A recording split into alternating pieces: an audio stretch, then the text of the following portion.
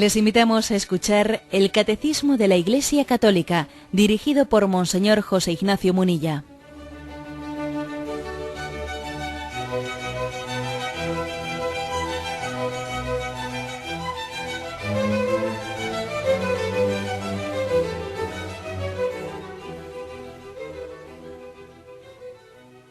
Un cordial saludo a todos los oyentes de Radio María. Un día más, con la gracia del Señor, proseguimos el comentario del Catecismo de nuestra Madre la Iglesia.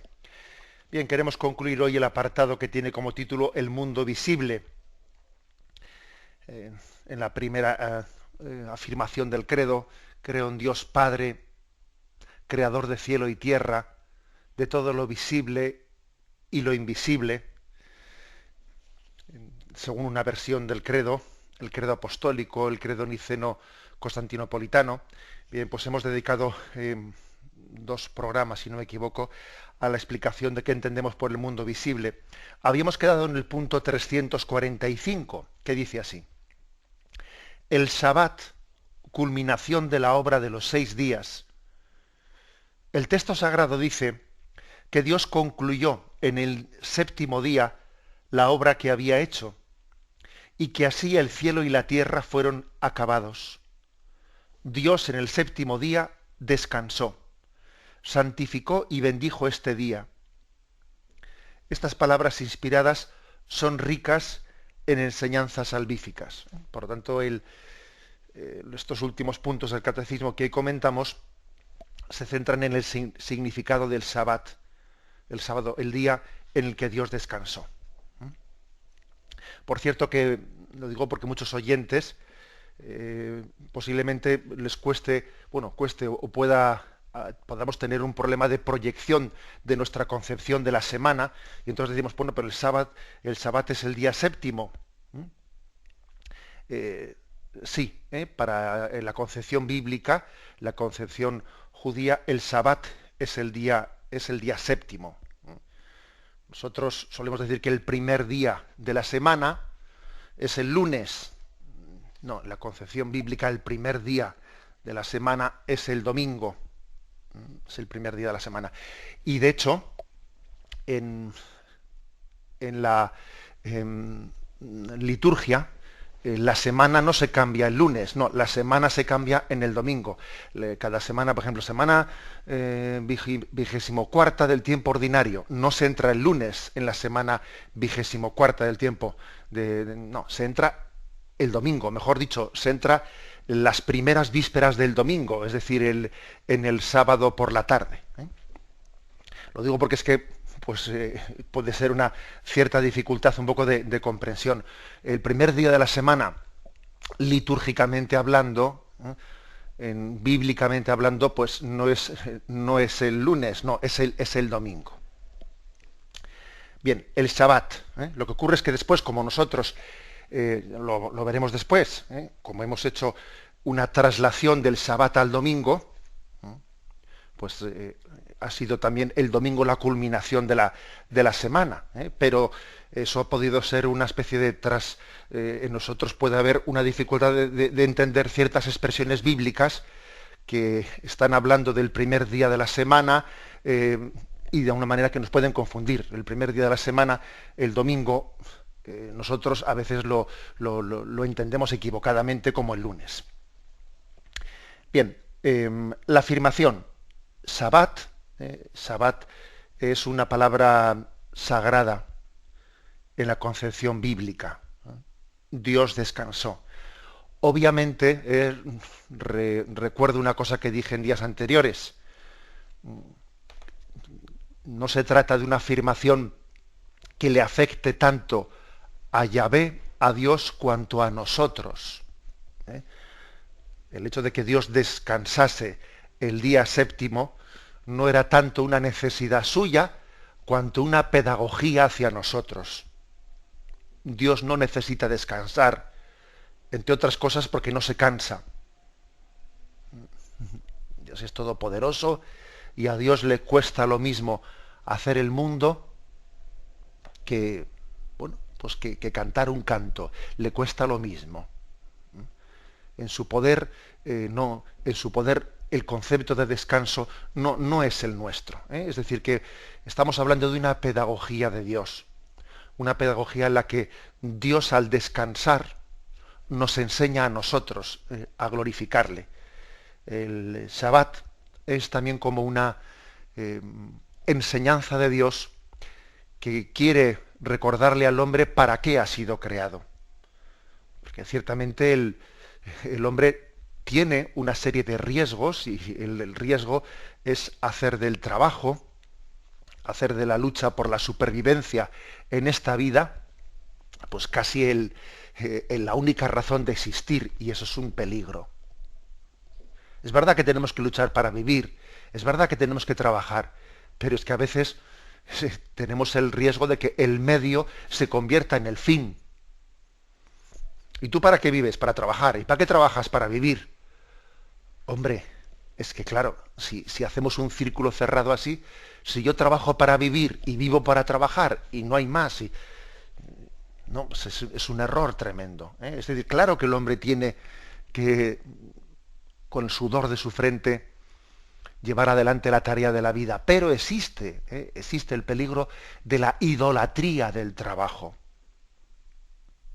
De la idolatría del trabajo, bajo capa de responsabilidad, que aquí tenemos que ser muy responsables, sí, pero el demonio tiene capacidad hasta de disfrazarse de cosas aparentemente buenas, como de, bueno, pues de responsabilidad, de trabajo, etcétera, de eficiencia.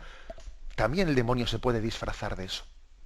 Por lo tanto, frente a la idolatría del trabajo, frente a la idolatría de una vida en la que lo material lo llena todo y no le damos la centralidad al espíritu, la centralidad a nuestra fe en Dios, precisamente desde esa pedagogía Dios pensó en el Sabbat. Y bajo esa imagen, dice la Sagrada Escritura, Dios descansó el último día. Y es curioso, porque en ese género literario en el que, bueno, aparentemente, ¿no? se le da a Dios se le proyecta en Dios algo humano, porque, como he dicho antes, Dios no se cansa, por lo tanto no necesita descansar.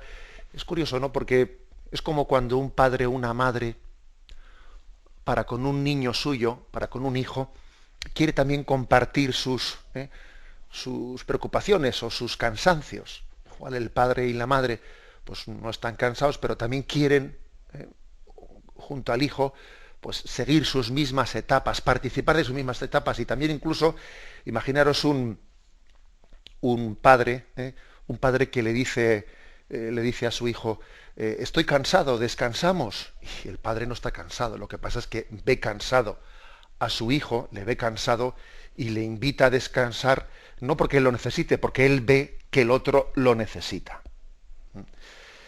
Acordaros de aquel pasaje que se cuenta, me parece que es Casiano, uno de los padres del desierto, el que cuenta esta anécdota. La anécdota de un novicio que estaba pues en uno de aquellos primeros monacatos, y después de comer siempre iba por la amplia huerta, la extensión de aquel monasterio, y solía ir hasta los límites. Allí había una fuente de agua y él todos los días quería ofrecerle un sacrificio a Dios, renunciando a beber agua de aquella fuente cristalina. No bebía agua, levantaba los ojos al cielo y rezaba una oración. Y todos los días veía como una estrella estaba como reluciendo especialmente, destellaba, y él la interpretaba como signo de Dios que se complacía de aquel sacrificio que había hecho de no beber. Y un día llegó un aspirante nuevo al monasterio, y entonces el abad le dijo, enséñale los límites del monasterio y date el paseo con él. Y fue después de comer a dar el paseo, llegó hasta la fuente, y en aquel momento pues tuvo la duda de si hacer el sacrificio que diariamente hacía, de no beber, porque dijo, es que si no bebo igual yo le violento a este que necesitará beber. Y entonces él bebió, y también bebió pues ese nuevo compañero. Y entonces miraron al cielo, hicieron una oración, y él vio que destellaba no una estrella, sino dos estrellas, signo de que Dios se había complacido en que en ese momento hubiese renunciado a su sacrificio y hubiese bebido para que así también su compañero, ¿no?, que necesitaba beber, lo hubiese hecho. Bueno, este pasaje que se suele contar, ¿no?, como una de las anécdotas de los monjes del desierto, lo tomo como referente para que también nos asomemos un poquito, ¿no?, un poquito a entender lo que es la pedagogía de Dios en el Sabbat.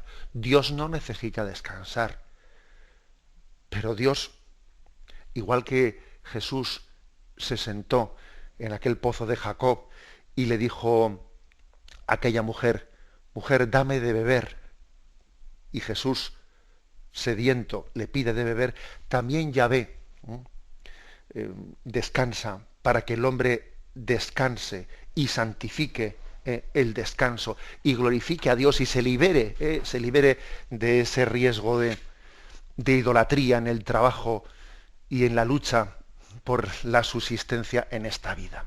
Esa es, digamos, la razón última, la razón de ser del Sabbat, del día del descanso. Tenemos un momento de reflexión y continuamos enseguida.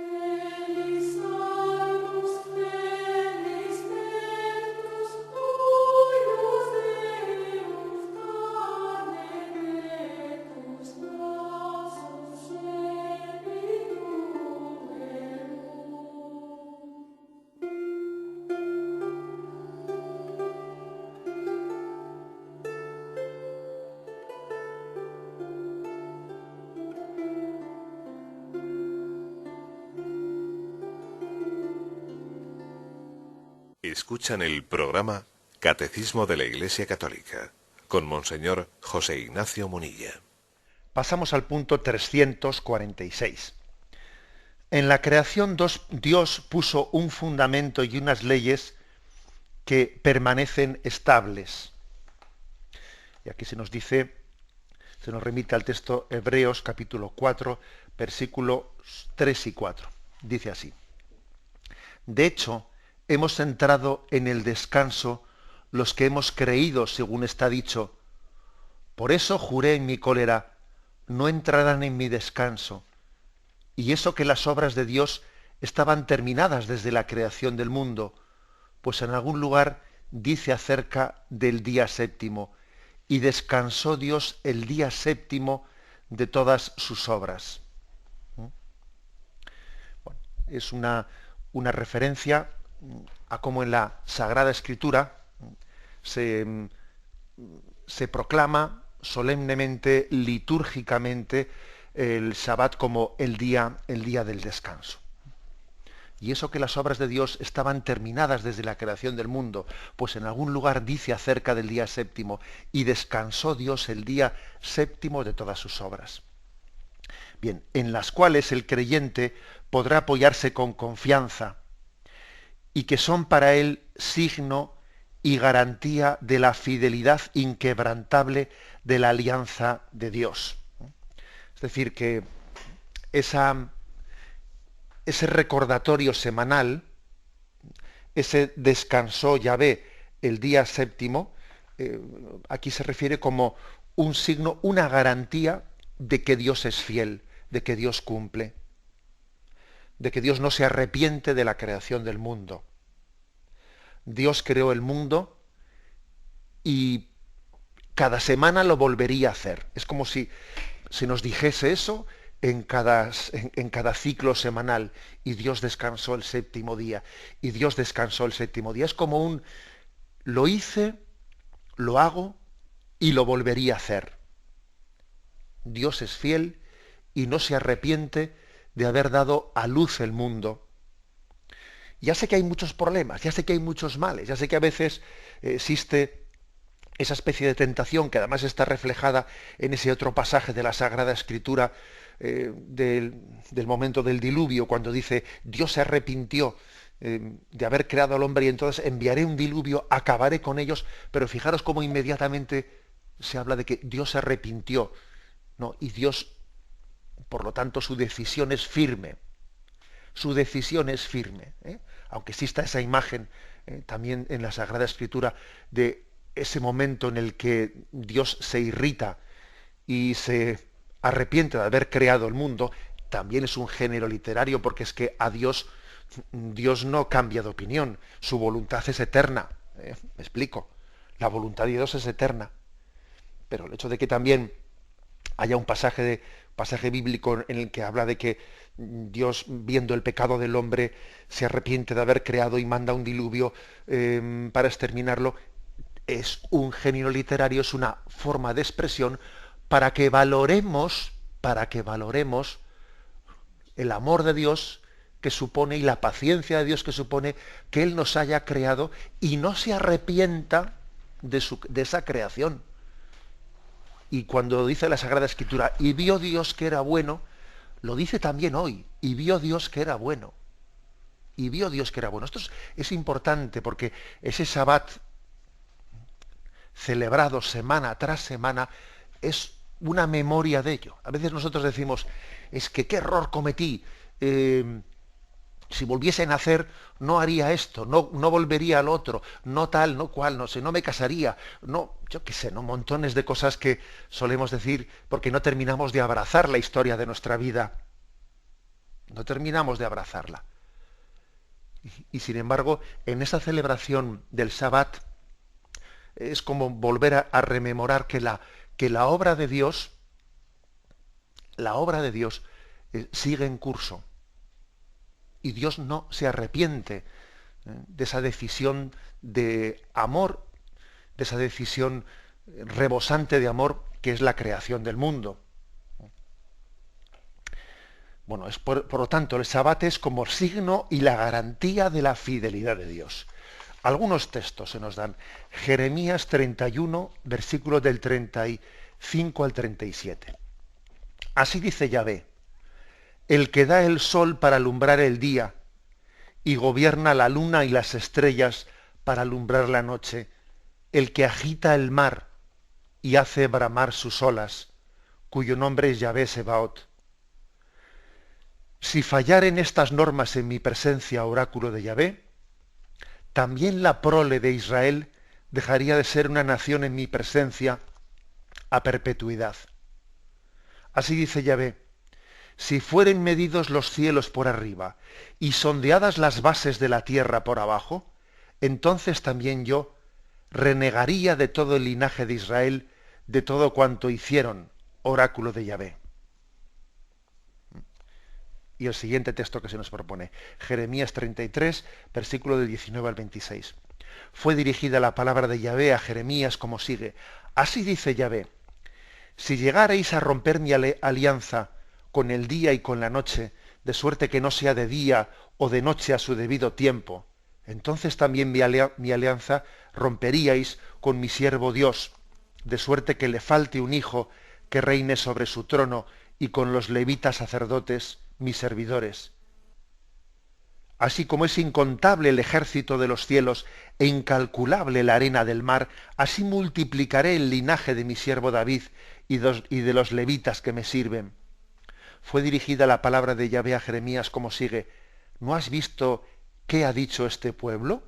Los dos linajes que había elegido Yahvé los ha rechazado, y a mi pueblo menosprecian, como que ni lo tienen por nación. Pues bien, dice Yahvé, si no he creado el día y la noche, ni las leyes de los cielos y la tierra he puesto, en ese caso también rechazaré el linaje de Jacob y de mi siervo David, para no escoger más de su linaje a quienes imperen sobre el linaje de Abraham, Isaac y Jacob, como yo haga tornar a sus cautivos y les tenga misericordia.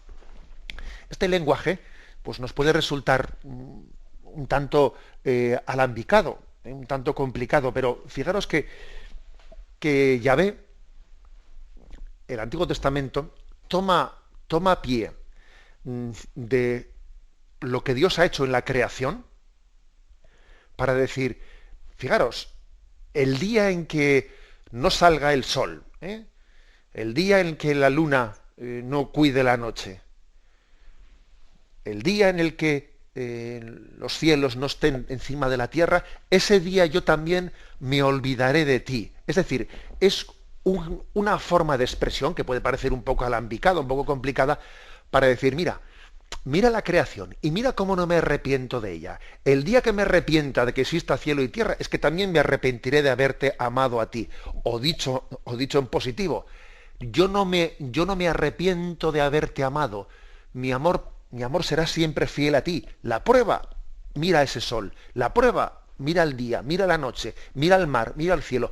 Todo esto es una prueba de que mi historia de amor contigo continúa adelante. O sea, la creación es un signo de la fidelidad de la historia de amor de Dios con nosotros.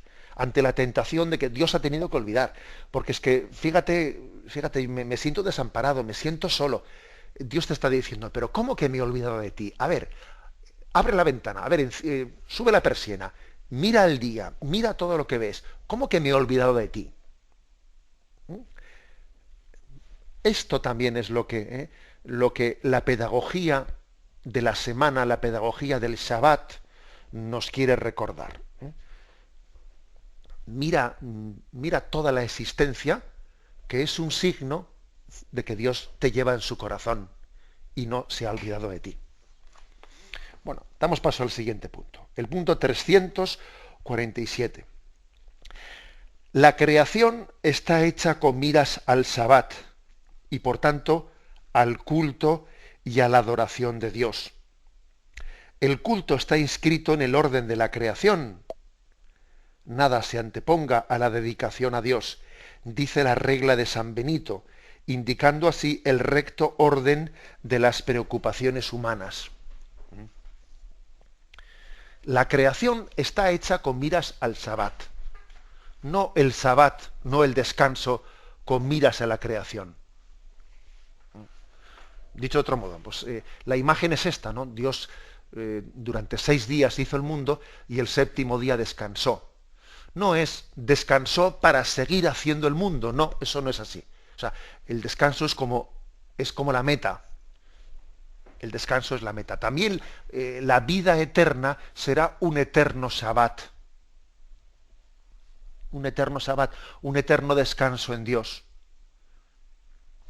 Por eso para nosotros el aprender a descansar en Dios es todo un reto.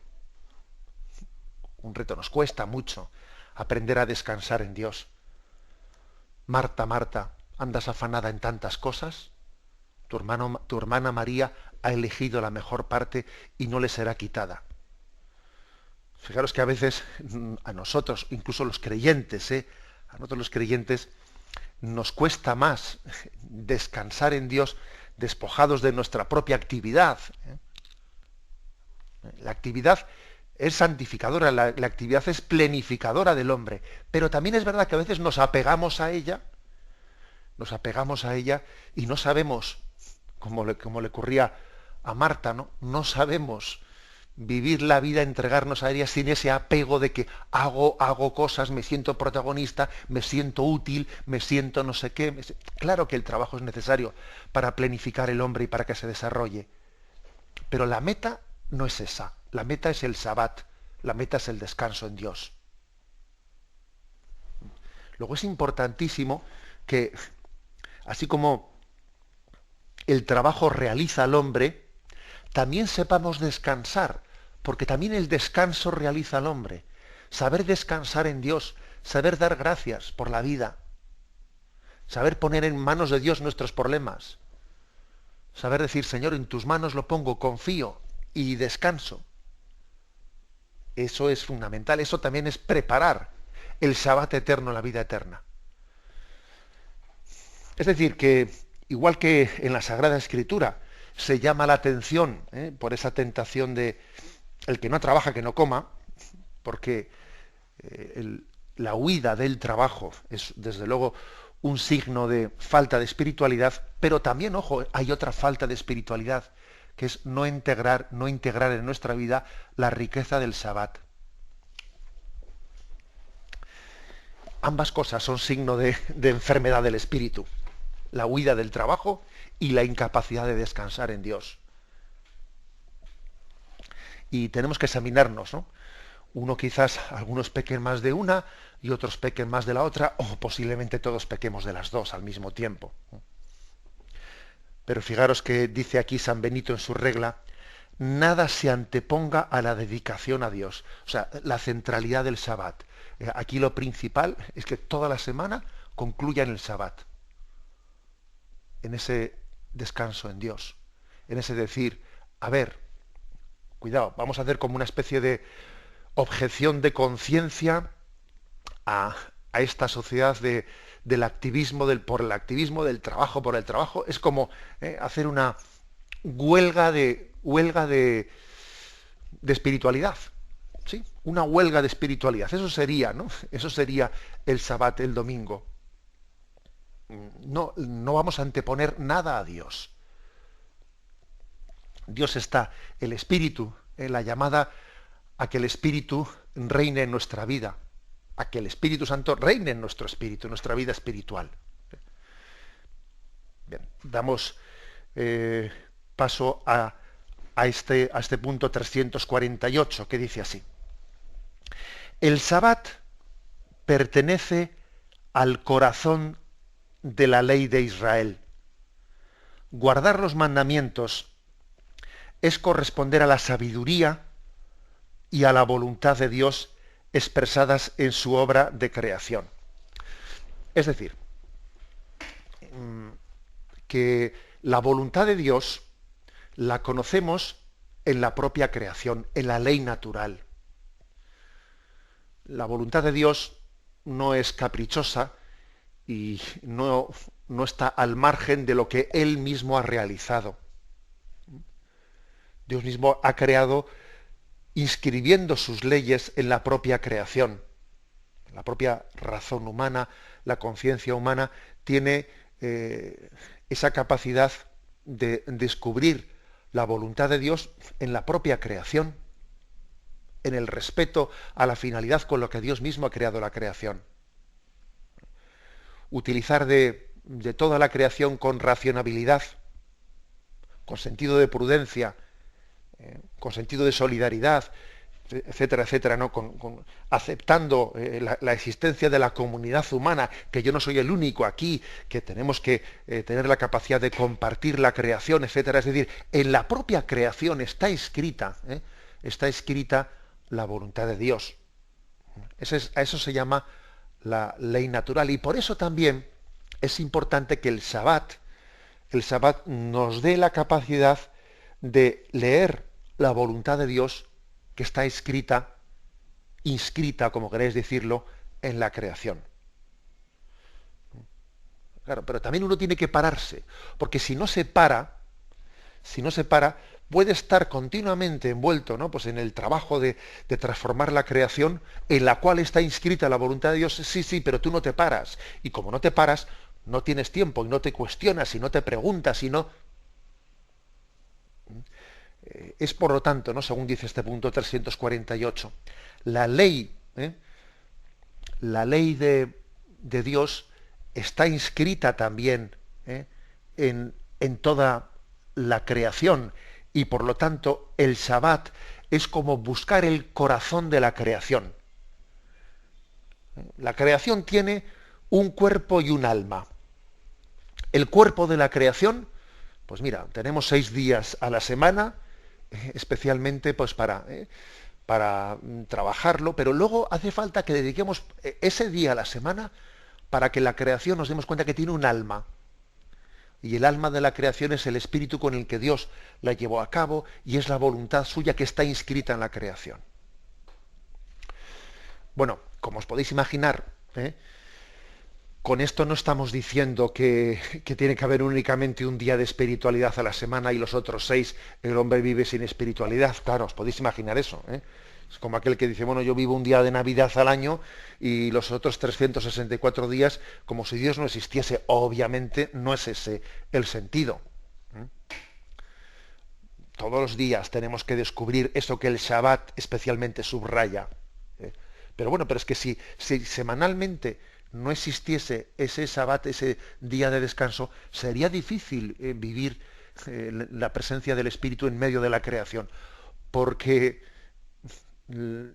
tenemos en nuestra estructura carnal, fácilmente somos absorbidos por lo material, muy fácilmente. Luego dice que, esta expresión que me parece hermosísima, el Sabbat pertenece al corazón de la ley de Israel. Desde ese descanso en Dios, desde ese decir, reclina tu cabeza en el costado de Cristo, desde ahí uno entiende la vida, uno entiende los 6 días de la semana, uno entiende todo lo que hace, el esfuerzo, el trabajo, los éxitos, los fracasos. Es como acercarse al corazón de Dios para hacer una lectura de la vida. Ese es el Sabbat, ese es el descanso, ese es el sentido de por qué Dios descansó el séptimo día. Tenemos un momento de reflexión y continuaremos enseguida.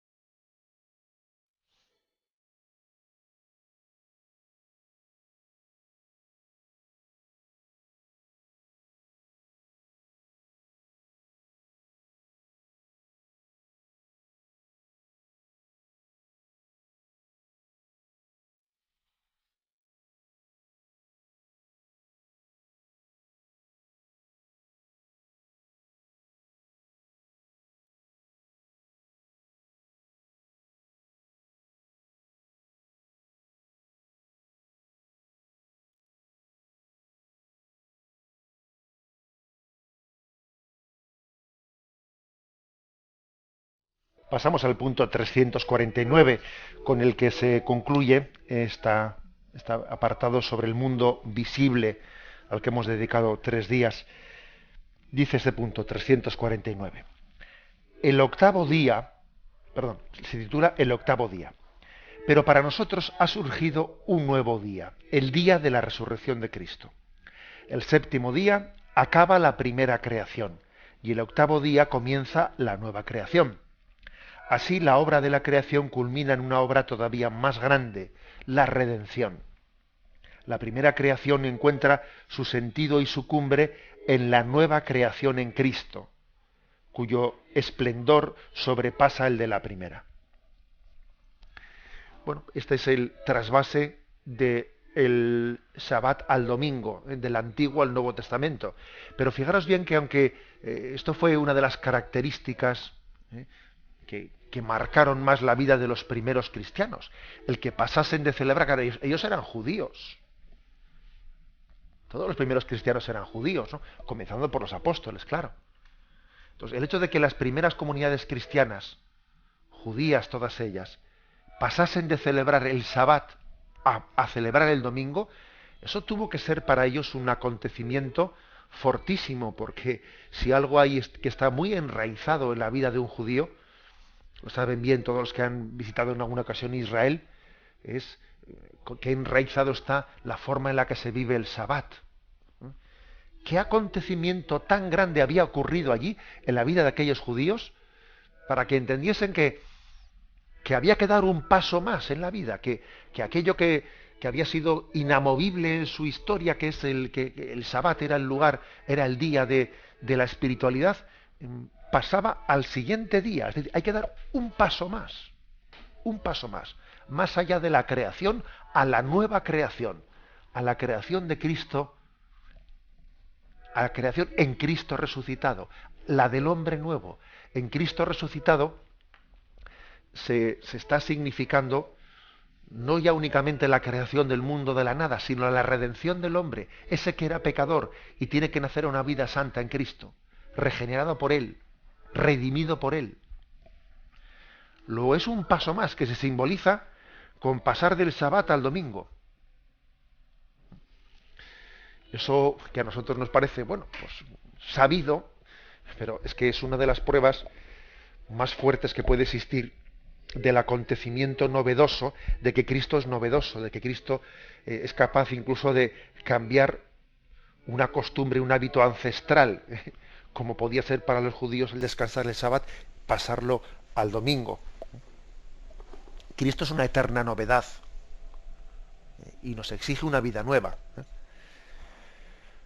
Por eso el paso del sabbat al domingo, por una parte supone asumir toda la riqueza de espiritualidad que tenía el sabbat. Es decir, todo eso que hemos dicho anteriormente, de que el sabbat es pues una resistencia frente al culto del trabajo por el trabajo. Sí, trabajamos para vivir, pero no vivimos para trabajar. Eso de que es esa especie de resistencia frente al materialismo de la vida que nos absorbe, etcétera. Bien, eso que forma parte de la espiritualidad del sabbat se conserva plenamente en la espiritualidad del domingo. Todo cuanto tenía, ¿no?, de espiritualidad el sabbat queda asumido en el domingo. Pero se añade algo más, claro, algo sustancial, algo totalmente novedoso, que es Jesucristo, que es su resurrección. Lo que dice la liturgia, ¿de qué nos serviría haber nacido si no hubiésemos sido redimidos? Vamos a ver, ¿de qué nos serviría existir si Cristo no nos hubiese salvado de la perdición eterna? Pues es que casi hubiésemos preferido no existir, porque claro, si existimos y el pecado nos conduce pues a la infelicidad y a la condenación eterna, pues es que entonces uno dice, maldita existencia. Por eso es tan importante para nosotros la redención de Cristo, porque en ella encontramos el signo no sólo de que Dios nos amó al crearnos y que no se arrepiente de habernos creado y que día a día Él dice, yo te sigo amando y precisamente porque te amo no me quedo con los brazos cruzados, sino que salgo en tu búsqueda. Es el buen pastor que marcha en busca de la oveja perdida y no descansa hasta encontrarla, cargarla sobre sus hombros y volverla a casa. Esta es la imagen de la redención. La imagen de la creación, quizás, pues puede llamarnos a equívoco, porque claro, uno dice, bueno, Dios creó el mundo, pero parece, bueno, pues que lo creó y ahí lo dejó. Lo dejó en el sentido de que, bueno, parece que Dios es como un testigo, como si desde arriba estuviese viendo lo que ocurre aquí, como nosotros nos vamos equivocando en el camino y le vamos dando la espalda.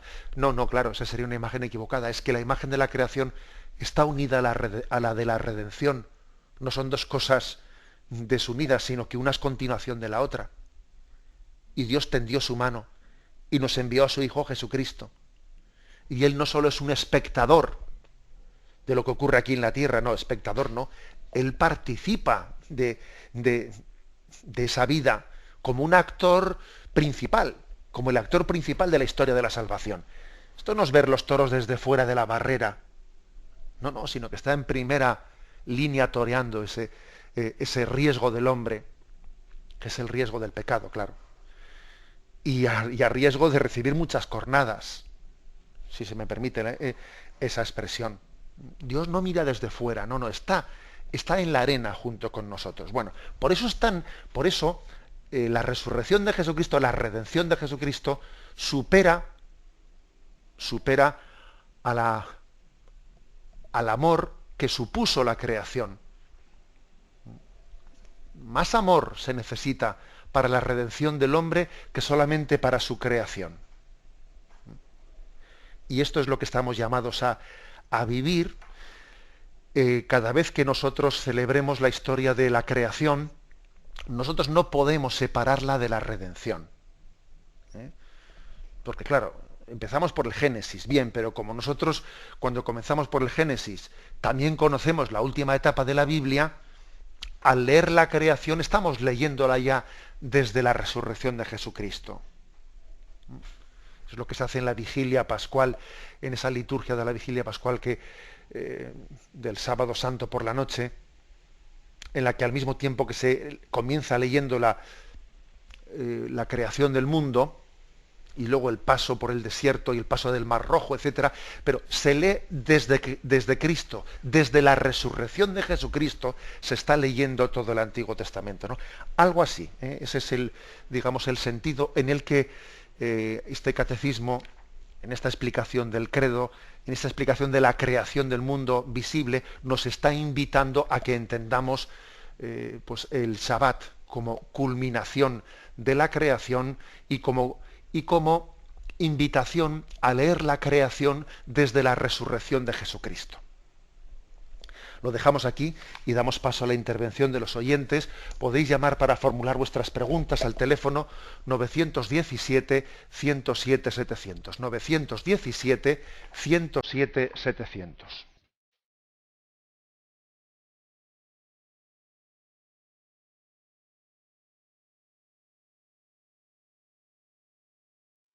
Radio María le ofrece la oportunidad de recibir en su casa sus programas favoritos.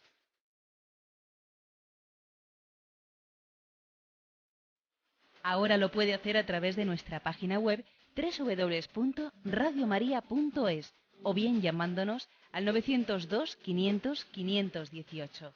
902 500 518. Pídanos el programa que más le interesa en cualquiera de sus emisiones, especificando el día y la hora que lo ha escuchado.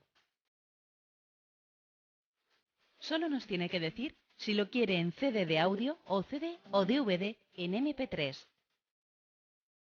Haga su solicitud en el 902 500 518 y en www.radiomaria.es. Radio María, más cerca de usted.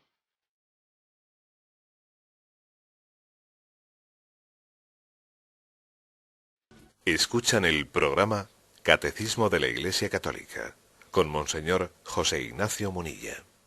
Sí, buenos días. ¿Con quién hablamos? Hola, buenos días, monseñor. Mire, soy Ángela y bueno, pues estoy en una situación un tanto dura, pero bueno, muy fácil de llevar, gracias a un poco, pues intentaron traducir todo lo que ha dicho ahora con todo lo referente al trabajo. Pues bueno, ahora mi situación, ya digo, ha cambiado mucho y soy enfermera de mi marido desde hace 2 años, puesto que está pues con un aneurisma cerebral y está pues semi en coma. Lo que pasa es que bueno, pues gracias a ese apoyo que tengo, que creo que es el sentirme consolada por todo lo que me rodea, ¿no? De verlo pues en cada momento que estoy recibiendo muchísima ayuda en todos los sentidos. Pero desde hace 15 días resulta que, bueno, pues todo está cambiando, ¿no? O sea, a entrar en un hospital y bueno, pues me estoy encontrando pues con cosas bastante complicadas, pero que a la vez me siento muy apoyada, pero que en una incertidumbre. Y digo, bueno, pues será que esto tiene que ir cambiando, ¿no? Pero ha habido fallos que bueno, pues lo estoy viendo que va en otra dirección. Y bueno, y eso es lo que yo ahora mismo intento traducirlo de lo que estaba diciendo. Y bueno, pues será que tenemos que ir por aquí, pero por otro lado digo, pues también habrá que pedírselo y saberlo pedir. Y es por lo que acudo. A ver si entre todos, no sé. Bueno, Sí, perdón. De acuerdo, le digo una palabra. La verdad es que, bueno, yo me pongo un poco en su situación y la verdad es que creo que hay que darle gracias a Dios por el hecho de que usted tenga esa sensibilidad de saber recibir y percibir todo lo bueno en medio de una situación dura en la que tiene un marido pues en ese grado de debilidad tan grande. El hecho de que usted perciba tanta ayuda y tantas cosas positivas que Dios le está regalando en todo lo que le rodea, me parece importantísimo, porque en una situación así la tentación puede ser el verlo todo negro y no valorar nada positivo de lo que ocurre alrededor de nuestra vida. Lo positivo y lo negativo no está únicamente fuera, sino en gran parte también está en nuestra capacidad de leer lo que ocurre a nuestro alrededor. Y hay quien pues se pone las gafas oscuras y todo lo ve negativo. Y quien tiene unas gafas de la fe, pues es capaz de ver con una vista penetrante signos de Dios que están ocurriendo a su alrededor. O sea que bendito sea Dios que su fe y su sensibilidad le ayudan a percibir todo lo positivo. Pero eso no quiere decir que no vaya a haber momentos duros, y también momentos quizás de confusión, en los que usted pues necesite un acompañamiento y necesite también una ayuda para leer lo que Dios le quiere decir en esta situación, en esta otra. O sea, también creo que en medio de las pruebas que nos purifican, también hay tentaciones potenciales, claro que las hay. Al mismo tiempo está teniendo lugar posibilidades de purificar nuestra vida y poner el corazón en Dios, pero también hay tentaciones de desesperación, de impaciencia, o quizás incluso de rencores, porque uno ve que alguien me falla, el otro me falla, este no me ha ayudado. O sea, pueden ocurrir muchas cosas, ¿no?, que tienen lecturas diferentes.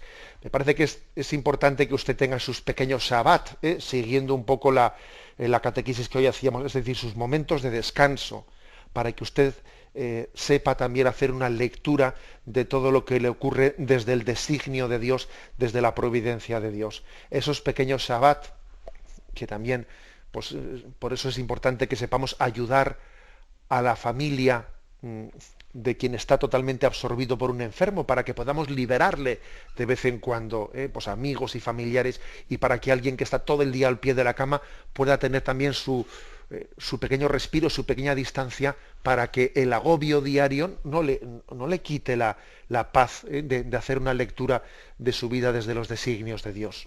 Usted busque sus pequeños Shabbat, sus lugares de descanso, en los que, poniendo en presencia de Dios esa historia y ese acontecimiento, siga leyendo ese designio divino.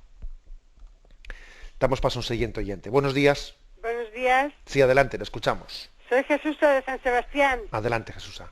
Pues mire, le voy a decir una cosa. Una persona, yo soy cristiana practicante todos los días y los domingos y todo el resto del año. Y hablo con personas que son buenas, que hacen mucho bien, pero que no creen. Están bautizados y reniegan de Dios. Entonces, ¿esa persona se condena? Vamos a ver, ese tema que pregunta el oyente, de alguna manera ha salido varias veces en algunos momentos de la explicación del catecismo. Dios nos juzgará a cada uno de nosotros. La Sagrada Escritura dice que seremos juzgados por nuestras obras. Tuve hambre y me disteis de comer, tuve sed y me disteis de beber. También habla de los talentos, que quién enterró sus talentos debajo de la tierra, o quién puso sus talentos a producir. También habla de la apertura a la fe. También dice, el que crea se salvará, el que rechace la fe, el que no crea se condenará. Bueno, ¿cómo conjugar todo eso? Bueno, obviamente el juicio de Dios está ligado a nuestra conciencia, es decir, Dios nos juzga no prescindiendo, sino también desde el tribunal de nuestra conciencia. Nos juzga Dios, pero su juicio se hace presente en el tribunal de nuestra conciencia. De manera que nosotros no podemos conocer qué grado de culpabilidad ha tenido uno en el interior de su conciencia por tener fe o por rechazar la fe, etcétera. Es decir, puede ser que alguien, por no tener fe, se condene y tenga el rechazo de Dios. Puede ser, porque lo dice la Sagrada Escritura, el que no crea se condenará, lo dice. Puede ser que alguien, no habiendo tenido fe, eso no haya sido culpable por parte suya, porque no ha tenido culpabilidad en ese rechazo, y por lo tanto Dios le acoja por sus obras buenas. También puede ser. O sea, es decir, nosotros por lo tanto no somos quienes para juzgar cuál es el destino eterno del otro, ni siquiera del nuestro, sino que tenemos que ponernos, digamos, en confianza en la presencia de Dios, siendo plenamente transparentes. Damos paso a un siguiente oyente. Buenos días. Buenos días. Sí, adelante, le escuchamos. Mire, yo quería preguntarle sobre, en el rezo del rosario que hacen ahí, introducen una oración que dice, entre otras cosas, líbrame del fuego del infierno. Yo digo, ¿cómo ahora a estas alturas se puede nombrar el fuego del infierno?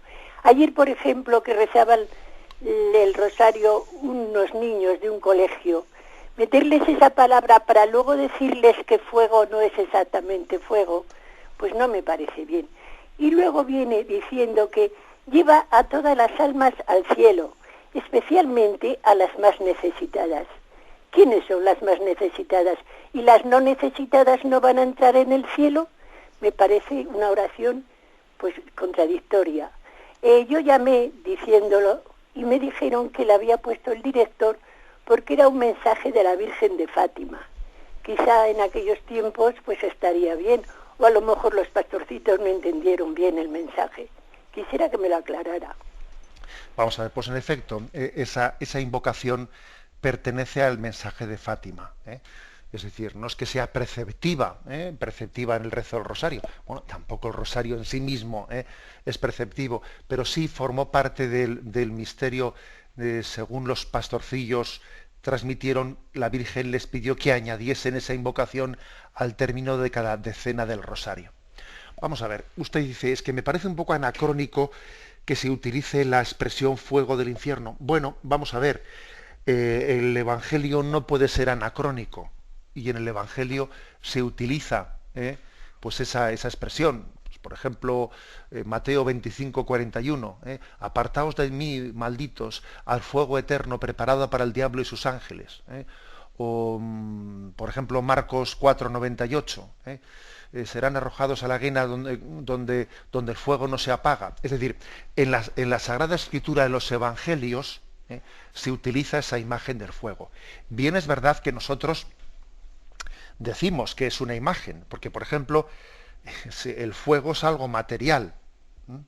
El alma es espiritual, con lo cual, para entendernos, un fuego material no puede quemar o prender o hacer combustión, para entendernos, ¿no?, en un alma espiritual. Es una imagen, es una imagen, pero yo creo que si el Evangelio utiliza una imagen, a nosotros no nos tiene que caer antipática esa imagen hasta el punto de sentir la necesidad de borrar esa imagen.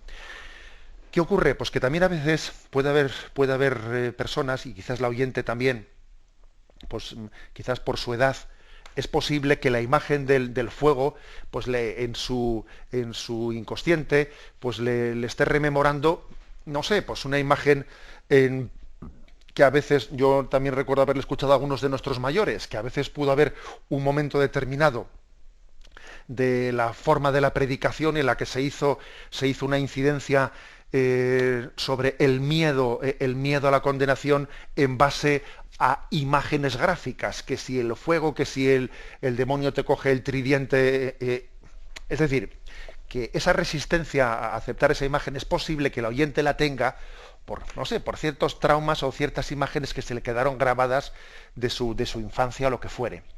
Pero yo pienso que hay que purificarse de la historia pasada de nuestra vida, porque es que el Evangelio es el Evangelio. Y entonces, si el Evangelio utiliza una imagen, nosotros no tenemos por qué avergonzarnos de ella. Lo que tenemos que hacer es rezarla y entender, o sea, expresarla pues, en el sentido en que la Iglesia lo entiende. Que creo que es un sentido de el sufrimiento del hombre apartado de Dios. En el fondo, ¿cuál es? ¿En qué consiste el sufrimiento de la posibilidad de la condenación eterna? Que, por cierto, comienza ya ese sufrimiento en esta vida. Pues en saberse separado del bien y de la verdad, saberse separado de Dios, en la frustración de dar la espalda al sentido de nuestra vida. Bueno, por lo tanto, yo diría que la imagen del fuego, como tantas otras imágenes, ¿no?, que existen en la Sagrada Escritura, lo que tenemos que hacer es entenderlas desde el corazón de Cristo y en el sentido, ¿no?, en el que el corazón de Cristo las entiende. Igual que también cuando la Sagrada Escritura utiliza la imagen del fuego del amor de Dios, pues hombre, pues nos cuesta menos entender esa imagen, ¿no? El fuego del amor de Dios. pero es una imagen también. El amor no es que te lance una llamarada. El fuego del amor de Dios, en ese sentido positivo, y el fuego del dolor del hombre por apartarse de Dios, bueno, pues dos imágenes son. Yo creo que tenemos que ser muy sencillos a la hora de acercarnos a la Escritura en su sencillez, en la sencillez de sus imágenes, que son imágenes pedagógicas y que nos ayudan a entender pues ese misterio del corazón de Cristo. La bendición de Dios Todopoderoso, Padre, Hijo y Espíritu Santo, descienda sobre vosotros. Alabado sea Jesucristo.